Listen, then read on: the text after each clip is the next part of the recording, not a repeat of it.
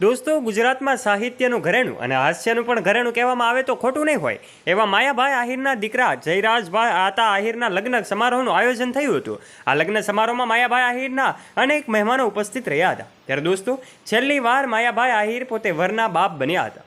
એવી વાતો અને સોશિયલ મીડિયા પર એવા અનેક તસવીરો જોઈ શકાય છે કે જેમાં માયાભાઈ આહિરા એમના દીકરાના લગ્નની જે કંઈ જાન છે પોતે હેલિકોપ્ટરમાં લઈને ગયા હતા. અને આ વાતો એક ગુજરાતી માટે ખૂબ ગૌરવની કહી શકાય. ત્યારે આ જયરાજભાઈના લગ્ન સમારોહમાં ખૂબ ધૂમધામથી એમની ઉજવણી કરવામાં આવી હતી. અને અનોખો પ્રસંગ જે માયાભાઈ આહિર એ પોતે પણ સાથે જોવા મળી રહ્યા હતા અને એક અલગ જ અંદાજમાં તેઓ ખુશ જોવા મળી રહ્યા હતા. ત્યારે દોસ્તો, આજના વિડીયોમાં અમે તમને આ તમામ બાબતો વિશે વાત કરીશું. માટે વિડીયોમાં આગળ વધે તે પહેલાં વિડીયોને કરી દેજો એક લાઇક, અને ચેનલ પર નવા હો તો નીચે રહેલું બેલ આઇકન દબાવીને અમારી યુટ્યુબ ચેનલને અવશ્ય સબસ્ક્રાઇબ કરી લેજો, જેનાથી આવા જ રસપ્રદ અને રોચક વિડીયોઝની માહિતી મળતી રહે આપને સૌથી પહેલાં.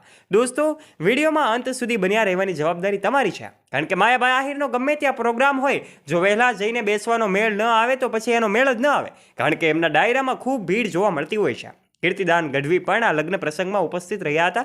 ત્યારે કીર્તિદાન ગઢવી અને માયાભાઈ આહિર વચ્ચેની મિત્રતાનો ખૂબ અનોખો ભાવ જોવા મળી રહ્યો હતો. બંને એકબીજાને ભેટી પડ્યા હતા, તેડી લીધા હતા. ત્યારે બંને ભાવુક પણ થયા હતા. ત્યારે દોસ્તો, આ જયરાજભાઈના લગ્ન સમારોહમાં અનેક જાણીતી હસ્તીઓ ઉપસ્થિત રહીને એમ કહી શકાય આ કાર્યક્રમને દીપાવ્યો હતો, જેમાં અનેક કલાકારો પણ ઉપસ્થિત રહ્યા હતા. નામી અનામી અનેક બિઝનેસમેનો સહિત દિગ્ગજ લોકો પણ ઉપસ્થિત રહ્યા હતા. ત્યારે આ બંને નવદંપતીને આશીર્વાદ આપવા માટે એમ કહેવામાં આવે તો ખોટું નહીં હોય કે પૂજ્ય મોરારી બાપુ પણ ઉપસ્થિત રહ્યા હતા. ત્યારે હાસ્યની દુનિયામાં અનેક લોકોને હસાવનારા માહીભાઈ આહિર ગુજરાતીઓ માટે ખૂબ ગૌરવની વાત કહી શકાય. એમના લગ્ન સમારોહમાં એમના દીકરાની જાન હેલિકોપ્ટરમાં જોડવામાં આવી હતી. ત્યારે આ દરેક ગુજરાતી માટે ખૂબ નવાઈની વાત કહેવામાં આવે તો પણ નહીં હોય, કારણ કે એમ કહી શકાય કે ગુજરાતી કલાકાર તરીકે પોતે ખૂબ ગૌરવ અનુભવે છે અને સમગ્ર ગુજરાતને ગૌરવ અપાવે છે. ત્યારે એમના દીકરાની આ જાન હેલિકોપ્ટરમાં ગઈ હતી, જેમાં પણ અનેક મહાનુભાવો અને મહેમાનો ઉપસ્થિત રહ્યા હતા. ત્યારે કીર્તિદાન ગઢવીનો આ વિડીયો જે છે હાલ સોશિયલ મીડિયા પર ખૂબ વાયુ વેગે ફેલાઈ રહ્યો છે, જેમાં બંને મિત્રો એકબીજાને મળી રહ્યા છે, એકબીજા સાથે ડાન્સ પાર્ટીનો અનોખો આનંદ લઈ રહ્યા છે.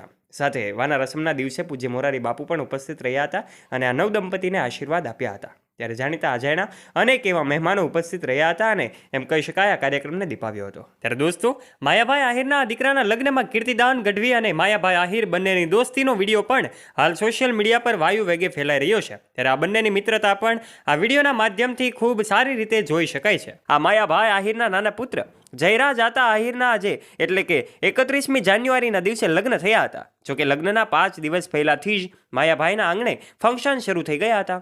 26 જાન્યુઆરીએ જયરાજની વાના રસમ વિધિ પણ કરવામાં આવી હતી.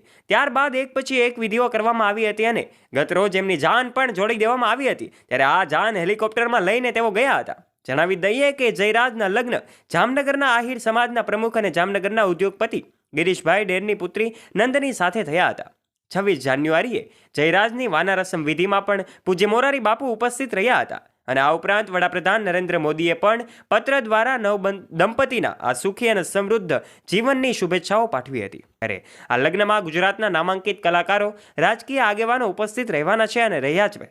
ત્યારે જયરાજના પિતા એટલે કે માયાભાઈ આહિરની વાત કરીએ તો તેઓ ભાઈબંધીમાં પણ પાછા પડે એવા નથી. માયાભાઈ ગેટ પર મહેમાનોના સ્વાગત માટે ઊભા હતા. ત્યારે કીર્તિદાનને આવતા જોઈ તેઓ સામા દોડ્યા અને એમને ભેટીને તેડી લેશે. સાહેબ, આ મિત્રતાની વાત છે. ત્યારે ગત રોજ એમનું જે દીકરા છે એમની જાન જોડવામાં આવી હતી. ત્યારે આપનું આ વિશે શું કહેવું છે? આપનું મંતવ્ય કોમેન્ટ બોક્સમાં આવકારીએ છે. વિડીયો ગમ્યો હોય તો વિડીયોને કરી દેજો એક લાઇક, અને ચેનલ પર જો તમે પહેલી વાર આવ્યા હોય તો નીચે રહેલું બેલ આઇકન દબાવીને અમારી યુટ્યુબ ચેનલને અવશ્ય સબસ્ક્રાઇબ પણ કરી લેજો. અને હા, આ વિડીયોને તમારા ફ્રેન્ડ્સ સાથે શેર કરવાનું ના ભૂલતા. ફરી મળીશું નવા વિડીયો સાથે. ત્યાં સુધી આપ સૌ દોસ્તોને જય શ્રી કૃષ્ણ.